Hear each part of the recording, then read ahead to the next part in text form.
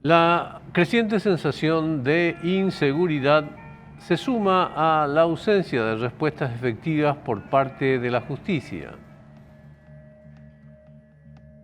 Para el Ministerio del Interior y para su titular, el ministro Arnaldo Yucio, la sensación de inseguridad que hay en nuestro país disminuyó desde que se instruyó a los agentes de la Policía Nacional a que salieran a las calles a realizar controles, una forma un tanto limitada, por decirlo menos, de la forma en que hay que encarar el problema de seguridad en nuestro país.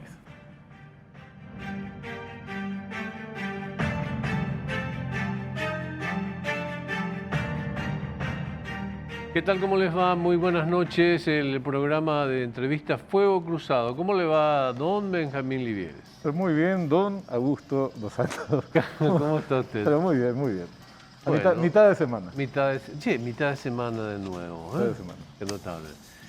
Ya con la primavera cuesta. Viste que no nos dimos cuenta porque nuestro clima es tan invernal que no se nota la llegada de la primavera. No se nota. Bueno, vamos al reconocimiento de campo, por favor. Mediante un proyecto de ley buscan prohibir medidas sustitutivas a la prisión.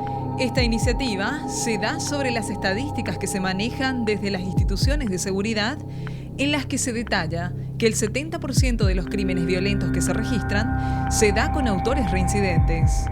Esta herramienta pretende colaborar en el combate a la problemática actual. Una ola de asaltos, incluso hasta con víctimas fatales, se apoderó de las calles durante los últimos meses en Asunción y otras ciudades del Departamento Central. Bueno, la sensación de inseguridad no es solamente una cuestión psicológica. La sensación de inseguridad es porque algo está pasando, indudablemente, Benjamín. Y bueno, vamos a hablar del tema, ¿no? Sin lugar a dudas es algo que preocupa muchísimo a la ciudadanía. Hoy lo haremos con personas que desde un ángulo, en este caso legislativo, están proponiendo medidas para hacer frente a esta situación. Esta es la ficha de nuestro invitado de hoy. Doctor Raúl Latorre, egresado de la Facultad de Medicina, Universidad Nacional de Asunción. Especializado en otorrinolaringología y cirugía de cabeza y cuello. Especialización en educación superior, maestría en planificación y conducción estratégica nacional. Miembro titular de la Junta de Gobierno de la ANR. Actual diputado por Capital. Doctor Raúl Latorre, ¿cómo le va? Muy buenas noches. ¿Cómo está usted? Buenas noches, Augusto. Buenas noches, Benjamín. Desde ya es un gusto volver a compartir con ustedes y con toda la audiencia de Fuego Cruzado. Muchas gracias. Igualmente, Raúl. Prometo no decirte Óscar hoy. Ya es una cuestión un tanto recurrente. Bueno, Raúl, mira, evidentemente el problema de la inseguridad merece un paquete de respuestas. No es con una sola de ellas que se va a resolver, pero todas ellas son importantes. Desde uno de los aspectos es la cuestión legislativa. Vos acabas de presentar un proyecto, o estás impulsando un proyecto, mejor dicho, relativo a disminuir prohibir, limitar las medidas sustitutivas a la prisión. Entonces, explícanos por favor esto y al mismo tiempo cómo se garantiza la presunción de inocencia, que es una cuestión de rango constitucional. Con mucho gusto, Benjamín. En primer lugar, decir que el problema de la inseguridad que estamos viviendo es complejo y debe ser abordado desde una serie de ángulos diferentes. Existe un componente de gestión que no podemos dejar de pronunciar. Existe la necesidad de fortalecer nuestras políticas de empleo, de trabajo, porque finalmente, en general, va a delinquir aquel que no tiene otra fuente de ingreso. En general, porque por supuesto hay excepciones a esta situación. Existe un componente que tiene que ver con el fortalecimiento de las fuerzas de seguridad interna, mejorar el entrenamiento de la policía, incrementar sus números, el número de dispositivos de cámaras de seguridad y todo lo que implica la infraestructura a un sistema de respuesta coordinada como es el 911. Ahora, también existe un componente legislativo y cuando uno hace un análisis, uno puede escuchar a varios referentes de las fuerzas de seguridad interna que hablan, por lo general de alrededor de un 70% de estos crímenes que involucran violencia que están siendo realizados por personas reincidentes, que ya tenían una medida sustitutiva. Y cuando uno aborda ese aspecto de la realidad, por supuesto tiene que plantearse alguna solución específica también en ese campo. Yo recuerdo, Benjamín, las palabras de un comisario principal, un compañero mío en el Colegio de Guerra le decimos nosotros el Instituto de Altos Estudios Estratégicos, donde hice mi maestría en Planificación y Conducción Estratégica Nacional, que decía, el problema de la seguridad en el Paraguay es el problema de Tony Jerry. Tony Reyes, saltamos todo que tiene que ver el gato y el ratón, el famoso gato y el ratón con la seguridad. Y decía él, el mismo gato persiguiendo el mismo ratón en cada uno de los episodios. Entonces, sucede que a este motochorro que robó a mano armada, se le agarró, se le dio una medida sustitutiva, tenía que estar en prisión domiciliaria. Aquí no hay un control efectivo para aquellos que tienen prisión domiciliaria. Esto hay que hablarlo, impulsamos nosotros una ley, el acompañamiento, una ley que tenía que ver con los brazaletes, con las famosas pulseras para el control del arresto domiciliario o la prisión domiciliaria, situación que por una cuestión presupuestaria nunca termina de hacerse realidad. Y en pocas palabras no hay un control. Entonces ese motochorro se le agarra, se le mete preso, se le saca por medida sustitutiva, va a delinque, se le agarra, se le mete preso, va por una medida sustitutiva y continúa el círculo a través del cual prácticamente estamos fomentando a la delincuencia. La estrategia que nosotros planteamos, Benjamín, que busca, no aborda el artículo 245 del Código Procesal, aborda los artículos 243 y 244, respetando las garantías procesales. Lo que plantea fundamentalmente es atacar esa reincidencia. Específicamente haciendo un catálogo específico que tiene que ver con los crímenes de violencia, abuso sexual, homicidio, robo agravado, hurto agravado, robo en banda, buscando que quien fue aprendido en esa condición y se le dio una medida sustitutiva, se le aprende otra vez en una situación similar, ya no pueda tener esa medida sustitutiva, buscando que nuestro sistema judicial, siempre respetando esa discrecionalidad dentro de lo que prima la razón y un sistema que es fundamentalmente garantista, que tiene el juez, pueda evitar esa sistemática reincidencia que es una realidad hoy. Finalmente, Benjamín, a nosotros nos eligieron y nosotros nos comprometíamos cuando asumíamos nuestra banca que íbamos a lidiar con los problemas de la realidad de la gente y de nuestro país. Y un problema que bien decía Augusto, si bien la seguridad se describe como una sensación, la sensación que ante un evento adverso las fuerzas van a responder en forma oportuna y proporcional, nosotros trascendemos la sensación en Paraguay y nos encontramos en una situación absolutamente insegura. Hoy las calles no son de la gente, las calles no son del ciudadano, las calles son de los criminales. Y nuestro objetivo con este proyecto de ley, que tiene que hacer, por supuesto, hay una serie de otras medidas que deben ser tomadas, es recuperar las calles de las ciudades para los paraguayos, para los compatriotas. Que ese joven que viene a estudiar se baje del colectivo, de la vuelta de la esquina, no tenga miedo del ruido de una motocicleta, porque ahí otra vez ya viene el motochorro, con la particularidad de que siempre el mismo motochorro, que lo agarramos y lo volvemos a largar.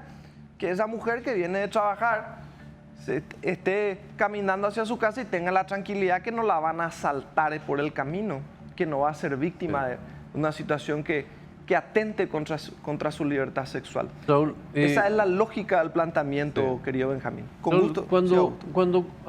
cuando se habla entonces mediáticamente de prohibir medidas sustitutivas de prisión, ¿tendríamos o no que hacer la precisión de que estamos hablando de que lo que se plantea prohibir es la reiteración de la medida sustitutiva? O sea, se plantea que pueda ser una medida de una vez, pero que posteriormente una reincidencia ya anula, digamos, completamente. ¿O podrías ayudarnos a precisar ese tema?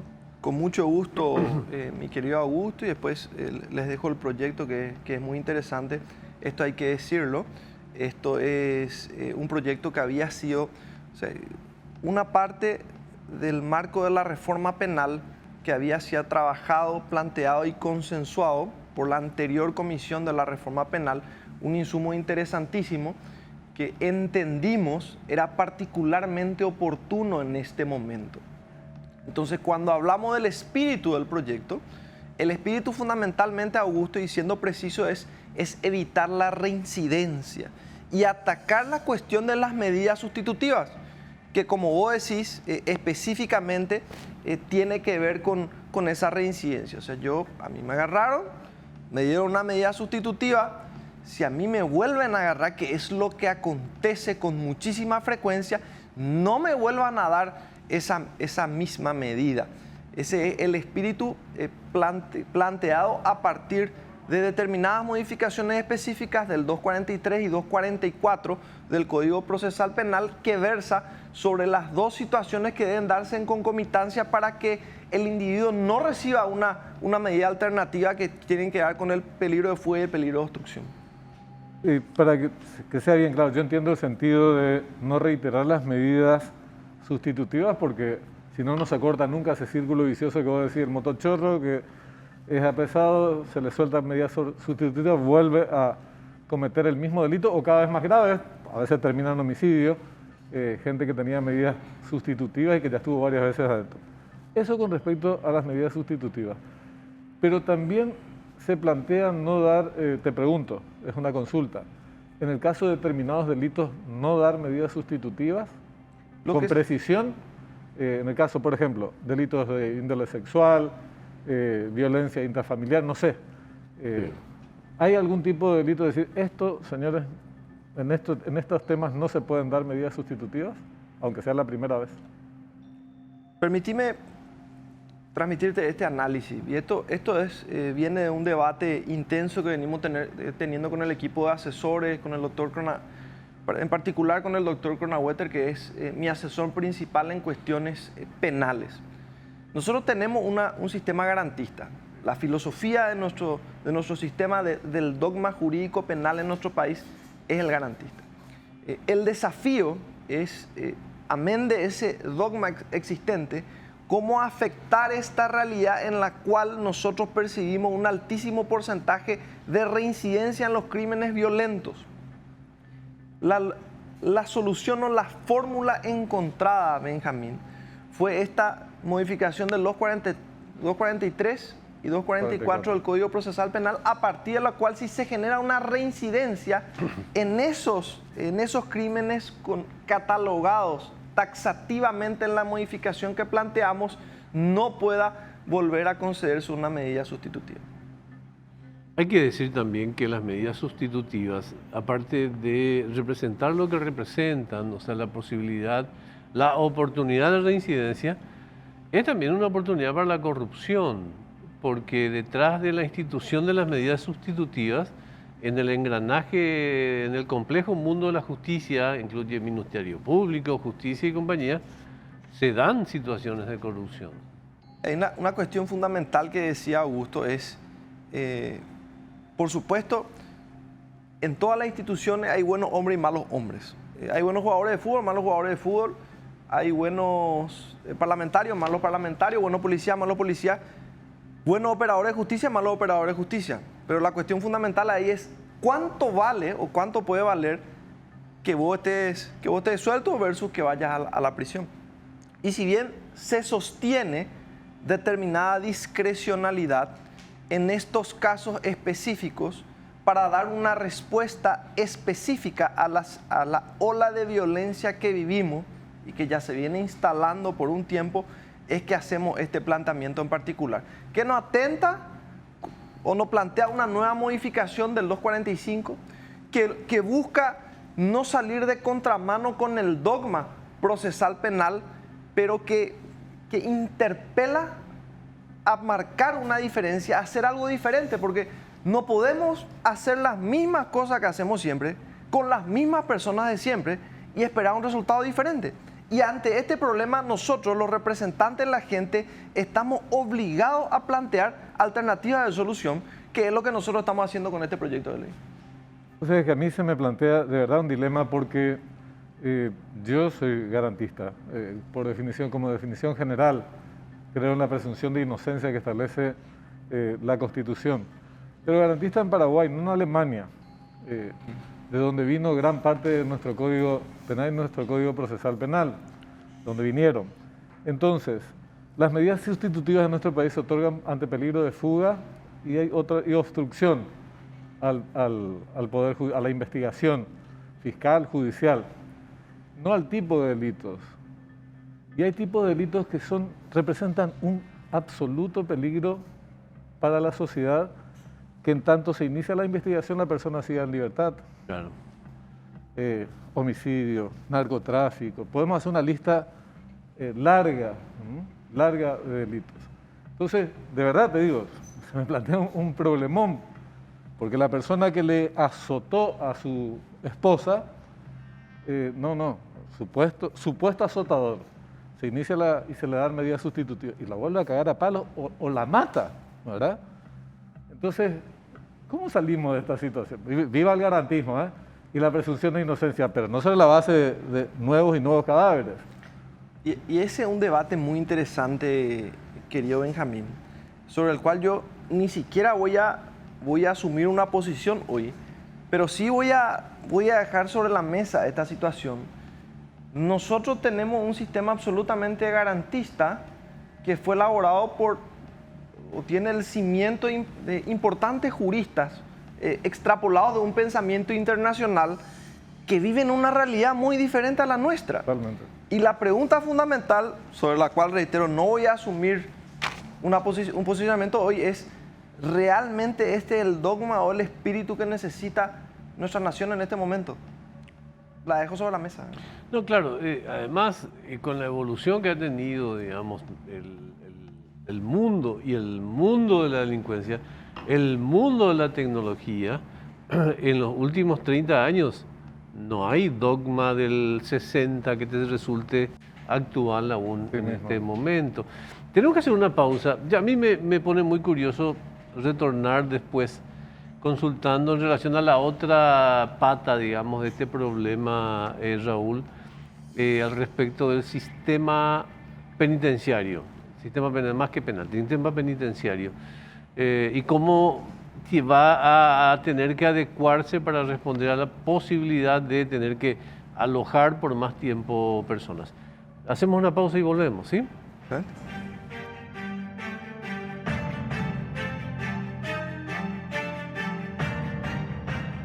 Hay un elemento que es fundamental para analizar este tema de la eventual prohibición de medidas sustitutivas de prisión en caso de reincidencia, y es el potencial de que exista, digamos, mayor número de privación de libertad. En este sentido, necesariamente es una ecuación que tiene que hacerse con el sistema penitenciario, diputado, ¿no? Es así, mira, yo soy un convencido de que nuestro sistema penitenciario requiere una reforma importante. Yo creo que la ministra Cecilia Pérez, esto lo voy a decir porque siempre hemos tratado de ser críticos, es una muy buena estadista. Ahora sí tenemos que pasar por una reforma importante que necesariamente tiene una implicancia presupuestaria de igual medida. Nuestro sistema penitenciario tiene que crecer en su capacidad de albergar reclusos, tiene que crecer en cuanto a su capacidad de generar condiciones para reclusos que requieren máxima seguridad, porque en cuanto a oportunidades ya vimos las famosas matanzas dentro de las cárceles, los motines, algunos reclusos que un día, como reclusos muy importantes en cuanto al daño que se presume hicieron a la sociedad, que un día salen como Pedro por su casa, por la puerta de enfrente, se apagó la luz y salieron, ¿verdad? Entonces, aumentar la capacidad de albergar reclusos en número, aumentar sus condiciones para reclusos alta que requieren máxima seguridad, y también en sus capacidades de generar este ideal, digamos, esta utopía que tiene que ver con la reinclusión social, ¿verdad?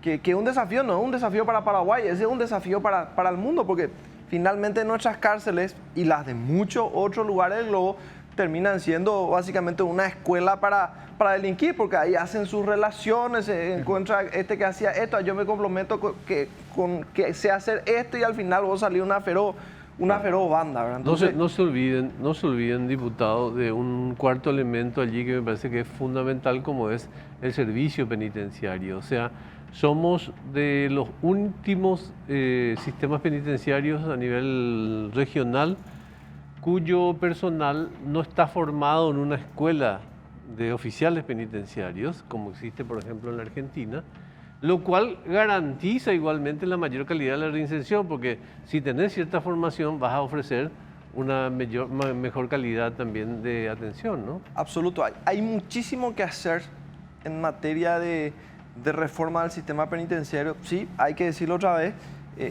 implica un componente presupuestario considerable en la medida de la profundidad de la reforma que se quiere hacer y por supuesto, existen otras necesidades acuciantes en nuestro país, seguir fortaleciendo nuestro sistema hospitalar, seguir mejorando nuestra calidad educativa, entre otros pilares fundamentales. Pero sí, Augusto, cuando hablas de la necesidad de hacer determinadas intervenciones en el sistema penitenciario, suscribo contigo absolutamente.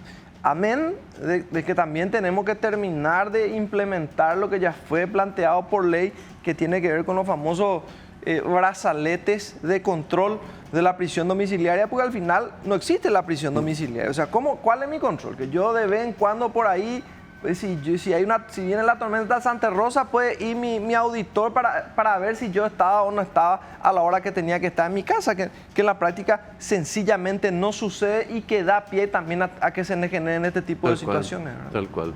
Ahora, en nuestro país, no solamente en nuestro país, pero como hablamos de los problemas que a nosotros nos aquejan, generalmente los presos, los locos, entre comillas, y los adictos a distintos problemas, drogas, alcohol, etcétera, no son luego tomados en cuenta. Es una cuestión más o menos, son marginales, no importa, y son problemas que nos estallan en la cara todos los días. Son problemas con los que lidian las familias todos los días. Muchísimos paraguayos tienen estos problemas. A ellos se suman los niños y los viejitos que tampoco votan, ¿verdad? Entonces, es un problema que hay que abordarlo con mucha amplitud, además de la cuestión legislativa, la parte social, la pobreza y la miseria como fuentes generadoras de delincuencia también, pero está la parte represiva propiamente. Y tenemos un ministro que te habla de sensación de inseguridad, cuando hay hechos de inseguridad. Y una institución, la Policía Nacional, que hay que asumir que es una historia, arrastra una historia de problemas y de corrupción interna. Entonces, eso también hay que poner sobre la mesa, mi querido Raúl, en algún momento decir cómo transformamos esta policía, y tenemos un ministro un poquito más apto para el cargo, ¿verdad? Pero la institución en sí es un problema. Claro, no. Nosotros de hecho que como movimiento, y por eso hablábamos del componente de gestión, habíamos asumido posiciones claras con respecto a la representación o a la conducción que en este momento tienen desde el punto de vista civil las fuerzas de seguridad interna. Y es cierto, existen otros factores que hay que atacar, sobre los cuales hay que intervenir. La salud mental es un pendiente histórico.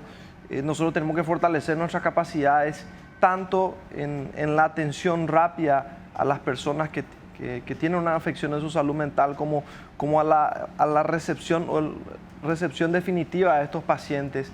El neuropsiquiátrico sencillamente no da más. Se hicieron muchas intervenciones buscando mejorar su infraestructura, pero hay muchísimo que hacer. En cuanto a adicciones, cuando se plantea una internación por detoxificaciones, es un verdadero martirio para la familia de la persona afectada tratar de encontrar esa oportunidad. Son cuestiones que deben ser abordadas.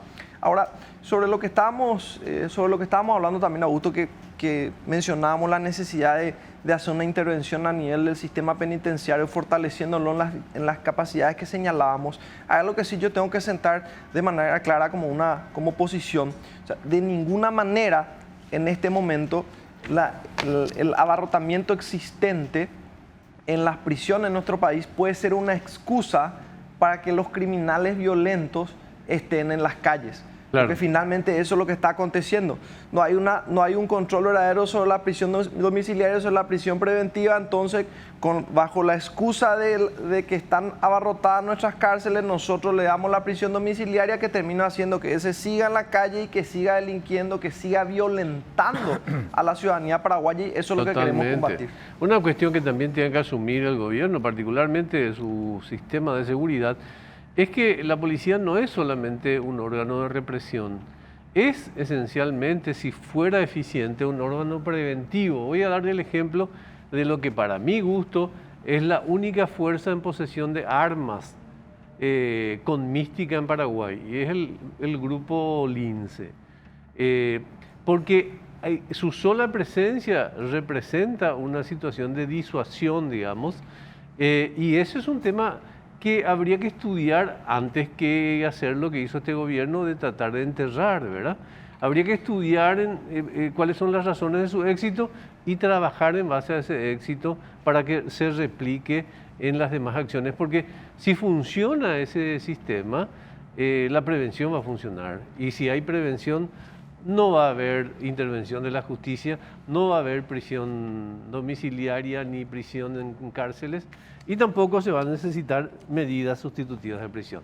Te agradecemos el tiempo, mi querido diputado, ¿sí? No, siempre es un privilegio compartir con usted. Como despedida, no puedo dejar a gusto de referirme hacia los Lince, que verdaderamente son motivo de orgullo. Y yo había tenido la oportunidad de conversar con el comandante que había planteado su fundación, y le preguntaba, yo, decime, ¿cómo hiciste? ¿Cómo hiciste para que sean diferentes? ¿Cómo hiciste para que sean excelentes? Porque entiendo el entrenamiento. Por supuesto, es un personal o una fuerza de seguridad interna altamente capacitada, están bien equipadas, pero ¿cómo hiciste? Y me decía él, trabajamos su honor, trabajamos sus valores patrióticos, trabajamos su autoestima, y es diferente el autoestima que tiene el Lince. Se cuestionaba que de repente se iban a los cumpleaños, que hacía por favor que se vayan a los cumpleaños y que sean un ejemplo a seguir para los jóvenes paraguayos. Me despido con esto y recordaba yo la frase de un niño que decía, ¿qué querés ser cuando seas grande? Yo quiero ser un Lince, decía él. Un gusto compartir con ustedes, Benjamín, Augusto, Igualmente. y con toda la audiencia de Fuego Cruzado. Bueno, y nos vemos mañana. Mañana es jueves, ¿no? Mañana es jueves. Qué seguimos. pronto están corriendo estas semanas. Efectivamente. Vos sabés que ya tengo ganas de trabajar sábado y domingo también. Yo también. Viernes, sábado y domingo. Planteemos. Vamos a proponer. Bueno, nos vemos mañana, que sigan bien. Continúen ahí en contacto, ya llega cuenta final.